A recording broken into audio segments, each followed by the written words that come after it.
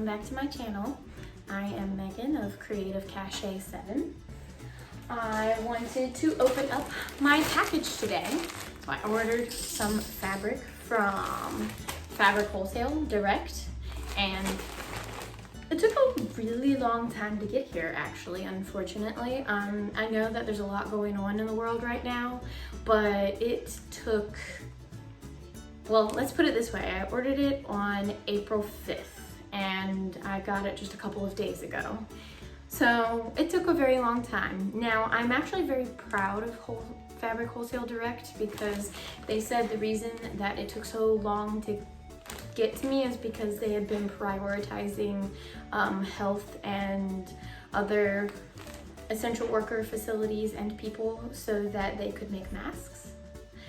But it was a little frustrating to wait so long. I know that I don't have anywhere to go and I don't have a deadline for this project anymore. It was originally going to be for making a chemise gown for 4th of July. My friends and I were going to go to Colonial Williamsburg for the 4th of July, but we have canceled that plan due to the current climate and situations with coronavirus. If I do anything weird, it's because my cat is acting really strange right now and trying to jump up on my lap and get to me. She is pacing and meowing at me, and she really wants some attention. So you may get a glimpse of my silly cat, Lily. So I did open up the top of this just to make sure it was, you know, the right package. And I also wanted to look at the slip because it's been so long that I didn't even remember how many yards of yards of everything I ordered. But I actually ordered 3 different color fabrics. For my chemise gown, I ordered some white wool, and it seems really nice actually. I hadn't taken it out yet, but really pretty fabric. It's a little stiffer than I thought it would be, but you know, wool is a little bit different depending on how it's processed and all, but as you can see, it's reasonably sheer wool. It's very pretty, and I plan on making some kind of colored petticoat and maybe like a little undershirt type thing to go under my chemise gown, which is another fabric that I got that's in there. 2 voiles because it was going to be summertime and I didn't want to be melting, although I probably still would have melted. But as you can see, very sheer, very nice fabric. I like the lens on my phone camera because it really picks up the detail. And I will probably also take some pictures and insert them as well because my new phone, it's new. It's an iPhone 11 and I'm a little bit obsessed with taking up close pictures of things because of how much detail it picks up. It's very exciting for me. I really like it. And I don't have a camera currently, I just have phone. So that might be another reason that I'm really excited. Now I ordered 6 yards of that, probably more than I actually need, but because I'm short, I'm 5'3", and even though I'm like curvy, like a US size 8 to 10 currently,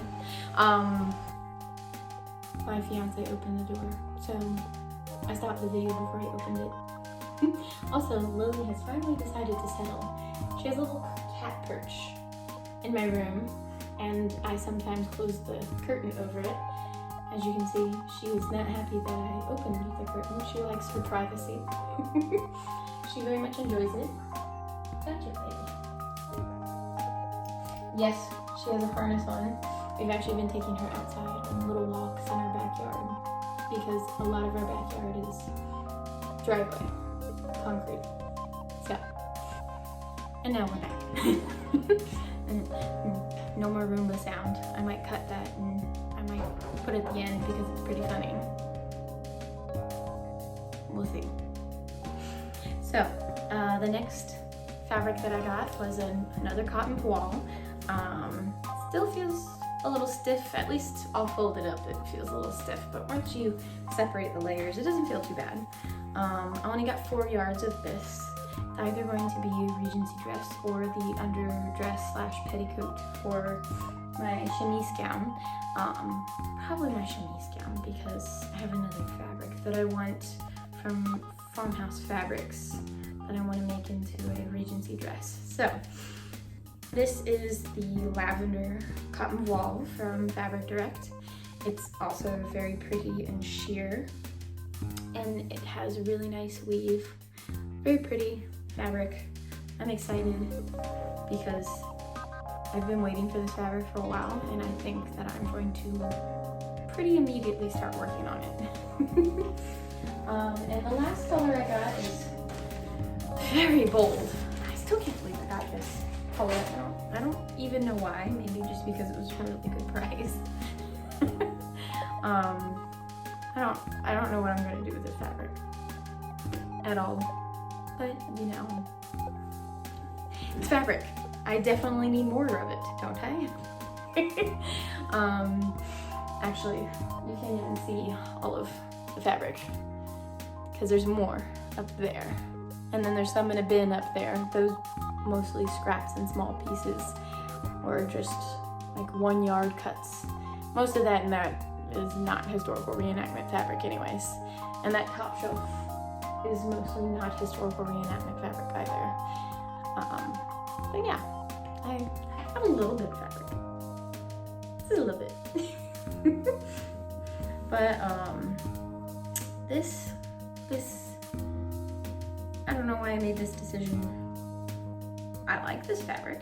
It's very pretty, but I still don't know why I got this bright, vivid yellow. I don't even wear a whole lot of yellow in my pedestrian wardrobe, my civilian wardrobe, whatever word you prefer. Yellow is just not a color I wear very frequently. I don't know why. It doesn't look horrible on me, I don't think.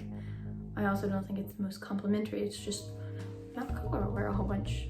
As you can see, I don't really have a whole lot of yellow or yellow-esque colors over there either.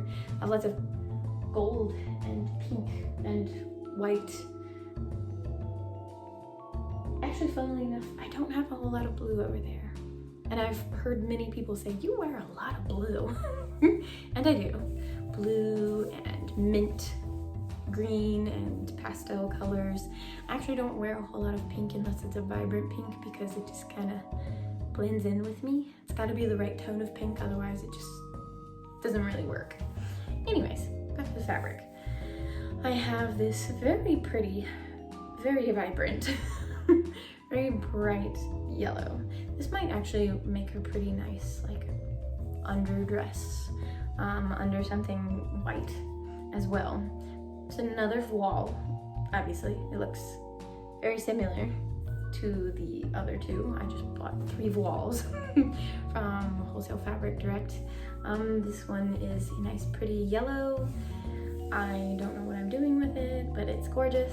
You can see through it. You can even see my little diffuser light back there in the corner through it. So I've got my 3 fabrics. And yes, I just folded up and threw it on a chair in the corner. So the fabric is going to go with a pattern I already had. I bought it a while back, but I had never made anything with it, so I haven't even opened it. I'm super excited. It's a Laughing Moon pattern. They call it the number 133 Laughing Moon Mercantile Ladies Robe on Chemise with optional train, puffed and long sleeves, and 2 bodice options. So it's a structured style circa 1790s to 1800s. So some people might call this like an early Regency slash Federal slash Empire era. I would just say early Regency gown. It's very pretty, all the different styles they have. I love Laughing Moon. Obviously, I'm not sponsored by anybody because I'm just starting out. So since I'm not sponsored by anybody, I'm gonna say that this is not an ad. I am not sponsored. I just really love Laughing Moon patterns. Laughing Moon was the first truly historical pattern that I started using, and the very first pattern of theirs that I used was their bib front gown, and almost all of my Regency gowns are bib fronts. One, because they're easier to put on by myself, and you know, when I started in 2015, I didn't have a boyfriend or fiance at this point who could help me into these outfits. I was getting dressed on my own.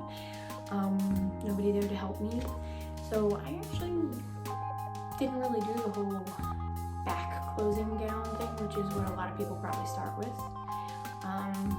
I had 2 back closing gowns, and then I hopped over onto the bib front train, and I love it. It doesn't matter which size I am because my size does fluctuate. When I started, I was like a Laughing Moon 14, I believe, and it fit me perfectly. I didn't have to do anything. Bib front gowns are very, very adaptable, and they fluctuate with your size a bit as well. Although I did eventually have to go up to 16 in Laughing Moon patterns, but I digress. The Laughing Moon patterns, they're just so adaptable and they're so comfortable. I don't have a whole lot of issues with them, and I'm one of those people that usually has issues with it being tight across my back and then not being able to move my arms. I usually use the puff sleeve pattern on my bib front gowns, and I never have any like arm motion issues when it's the right size. My old gowns that are size 14, I can't move my arms in those. I can put them on. I can actually technically still wear them, but the sleeves are way too tight. But if you pick the right size gown, you won't have that problem most likely. I know some people might still have an issue, but I don't. And I don't have like skinny mini arms. They've got some fat. But I love Laughing Moon. So comfortable, so easy to put together. I kind of don't even really look at the directions anymore. If I wanted to be extremely historically accurate, I could totally read through the pattern and the directions, and they give you tips on how to more historically correctly, too many leaves, put together the dresses. And they even have historical examples. So if I were to open this up and pull out the little booklet that comes with it, typically they go through and they start off, you know, just with a nice cover. In the inside, they'll tell you what's on what page, so it's like a table of contents. Me being a teacher, I love that this has a table of contents. I could use this to teach with. Hey, here's a, you know, informational text, but it's not only an informational text, it also has nonfiction text features. I know, I'm a goofball. But yeah, it goes through, tells you like what pattern pieces are what and what number they are. It actually goes through and it has a page telling you how best to measure yourself, and you can fill it out. And you can fill out your measurements, and it helps you figure out which pattern size is best for you. It also has the bits where it shows you how to lay it out based on the size, length, width, etc. of your fabric. And it has that for all the sizes. Like this page says view A sizes 30 through 34. So it doesn't skimp on any information. It definitely goes through the different details of how to put the gown together. It has a lot of information on different stitches, like how to cartridge pleat continued. I mean, cartridge pleating is something I've never done, so this will be new. I'm kind of excited. So then it goes through and it gives you some historical information. It has pictures and the history of the garment, and usually, besides paintings, because there are painting images in here, and there are also web links in here that you can type into your computer and use to look up some of the different sources and inspirations. Oh, this is kind of new. It's been a while since I ordered a pattern from them. It actually has some of the other patterns that they have up for offer. This one doesn't have it, but a lot of times the patterns will have actual historical garments in here, you know, where it has the portraits. It will have images of a real historical garment. They must not actually have one of these in their collection. That's probably why there's not historical images in here, or they haven't had a chance to get their hands on one and take pictures of it. But I love their patterns. They are incredible. They're really easy to size. They're really easy to sew, put together. They're not confusing. I love Laughing Moon patterns. And they also give you more information on another sheet, and they go through and they give you like suggested fabrics for the item, and they're amazing. I love them. I can't stop talking about them. Obviously, I'm still talking about them. So that's the pattern I'm going to use for my chemise gown. Yeah, that's what I have. I have fabric, I have a pattern, and I will probably record my process. I will pattern out the pieces, cut them out. I will begin sewing them. I don't do any fancy sewing. I just do a lot of straight stitching and back stitching.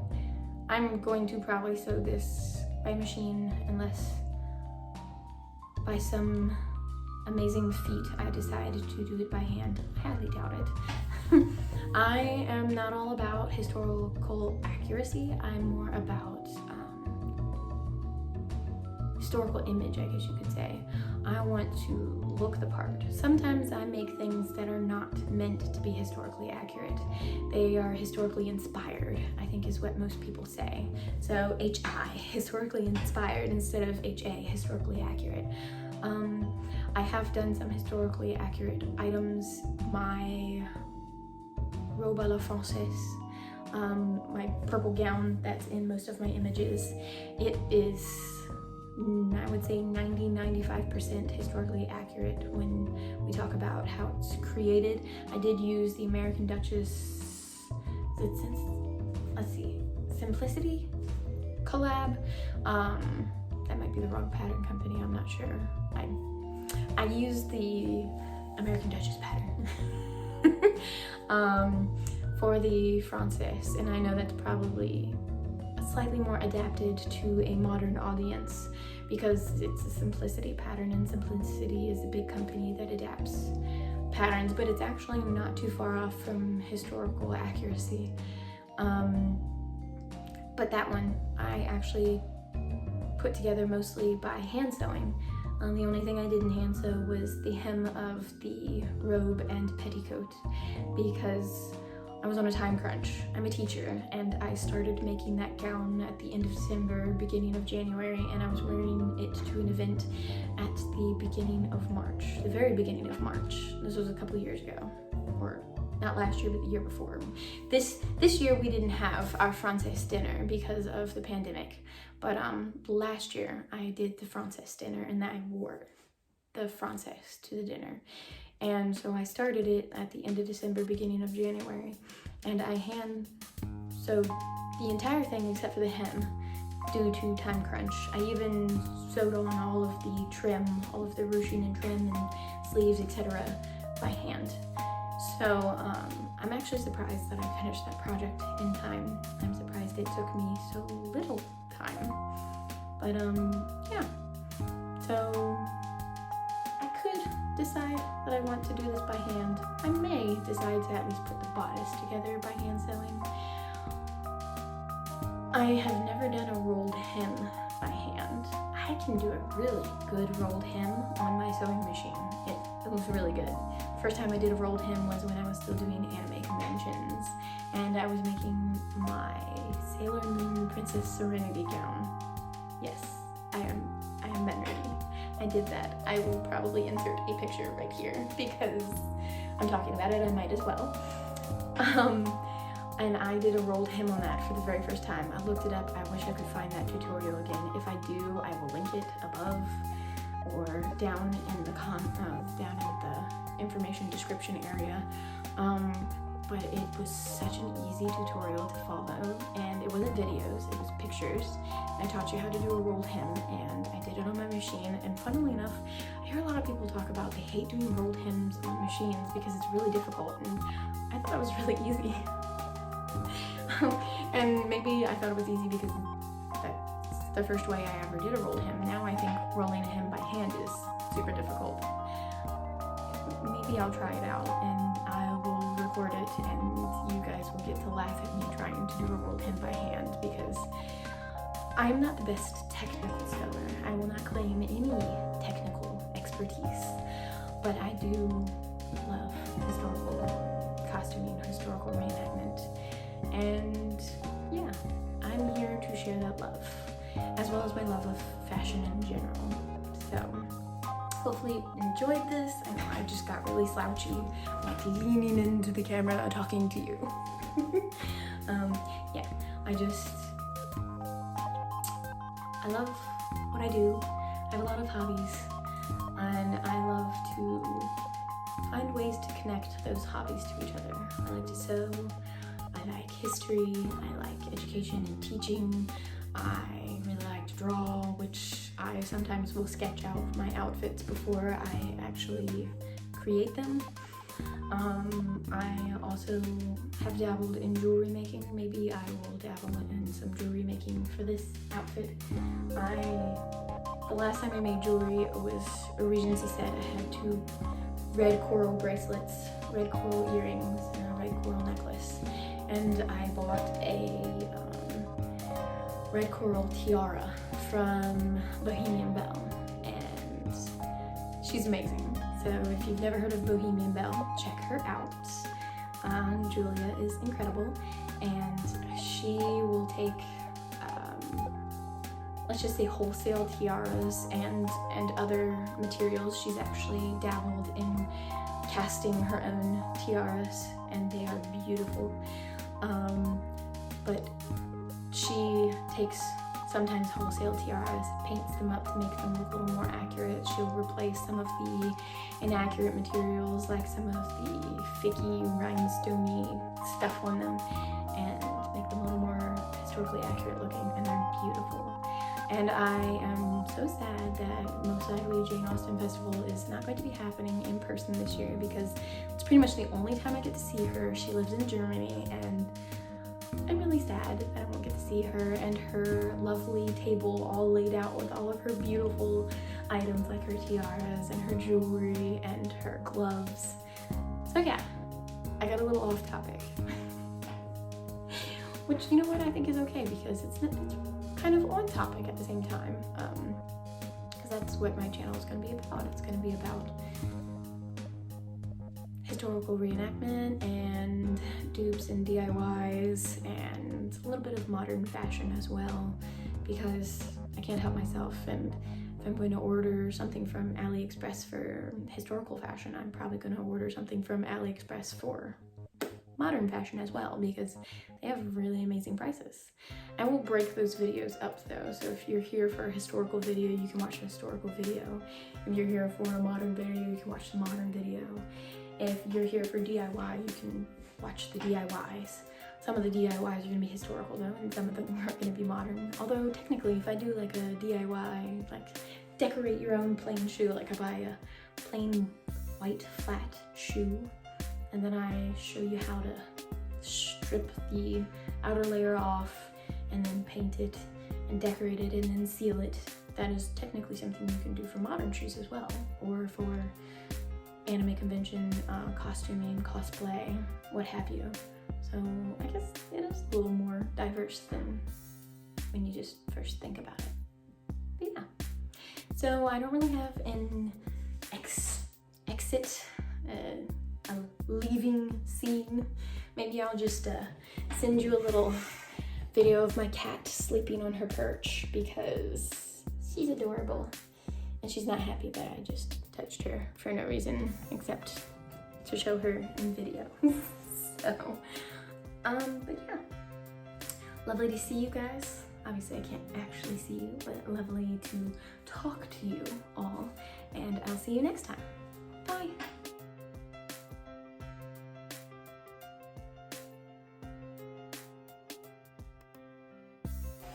That's our Roomba vacuuming, sorry.